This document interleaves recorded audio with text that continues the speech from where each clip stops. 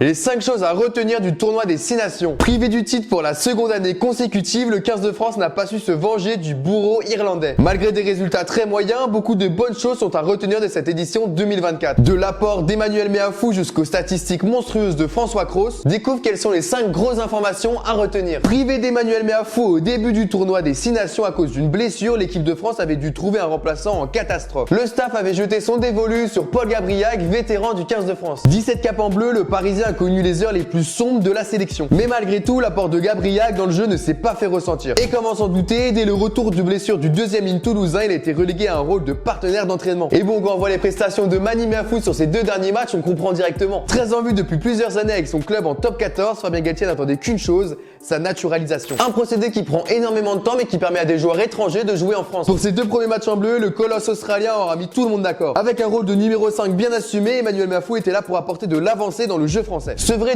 numéro 5 depuis la blessure de Paul Willemse, les Bleus avaient bien besoin d'un profil comme celui de Mani. Ne nous lançons pas sur des conjonctures inutiles, mais Emmanuel Meafou a tout pour devenir le meilleur à son poste. Avant que j'en dise plus, n'oublie pas de t'abonner à Cop Rugby.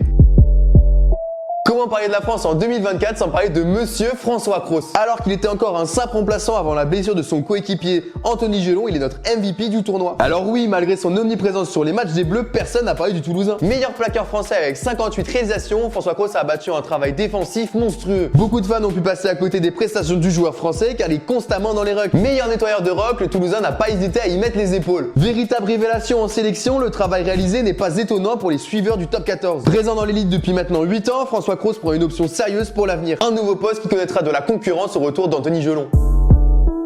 Le deuxième joueur le plus capé avec le 15 de France ne devrait pas tarder à tirer sa révérence. Une perte de taille pour le 15 de France à un poste où les remplaçants n'ont pas encore prouvé. Alors tu me diras, il y a Dorian Aldeguerri ou encore Thomas Laclaria, mais aucun n'a su convaincre jusqu'ici. Alors qu'en seulement 2 matchs, Georges-Henri Collomb a redonné de l'espoir au 15 de France. Comme tombé du ciel, le Rochelet est le joueur parfait pour prendre la suite de Winnie Antonio. Intouchable en mêlée fermée avec la particularité d'être très mobile, Georges-Henri Collomb est le profil parfait pour le 15 de France. Il viendrait former une complémentarité avec Cyril Bay qui lui est beaucoup plus dans la puissance physique. Une paire de piliers qui pourrait faire plier beaucoup d'équipes.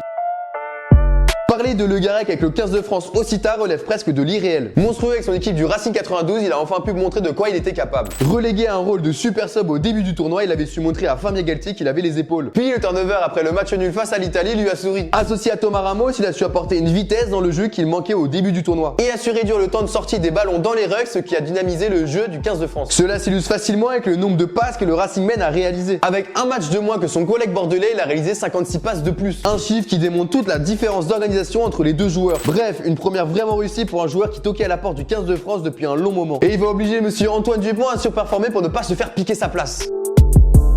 Avec tous ces bons plans, nous oublions presque ce tournoi très moyen. Avec une déroute face à l'Irlande, la victoire sur un fil face à l'Écosse et un match vraiment nul face à l'Italie, Fabien Galtier s'est encore fait des ennemis. Un début de tournoi catastrophique étouffé par un large changement d'effectif et par une communication qui se voulait rassurante. Comme à son habitude, le manager français ne s'est pas montré inquiet et a continué de travailler. Malgré tout, le bilan est bien mauvais, seulement un trophée sur 7 possibles avec le 15 de France. Alors forcément, quand on nous parle de la meilleure époque pour le 15 de France, cette statistique fait mal. Les résultats ne concordent pas avec les joueurs présents sur le terrain. C'est évident que c'est trop facile de taper sur l'entraîneur, mais force est de constater que l'apport des jeunes sur les 2 derniers matchs a joué pour beaucoup. Ces mêmes jeunes qu'il a mis beaucoup trop longtemps à appeler, ce qui les empêche d'avoir connu le très haut niveau plus tôt. Avec ces derniers résultats, espérons qu'il ait compris la leçon. Et toi, penses-tu que le 15 de France devrait faire beaucoup plus confiance à ces jeunes? Et si t'as kiffé, n'oublie pas de t'abonner à Cop Rugby.